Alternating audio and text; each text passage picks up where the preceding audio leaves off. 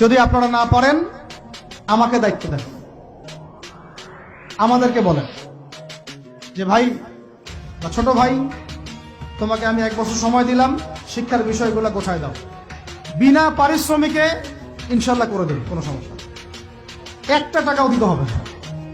Just একটা chair table দেন, 100 জন আলেম দেন, 100 জন বুদ্ধিজীবী দেন, করে দিব ইনশাল্লাহ। প্লে গ্রুপ থেকে মাস্টার্স পর্যন্ত আমাদের ছেলেমেয়েরা এমন শিক্ষায় শিক্ষিত হবে যেটাকে শরীফের গল্প শেখাবে না ইনশাল্লাহ।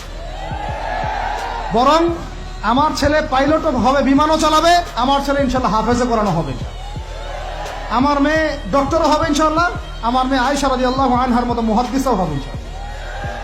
আমাদের এক ভাই, সে রাজনীতিবিদও হবে ইনশাল্লাহ, জুমার খুতবাও দিতে পারবে ইনশাল্লাহ।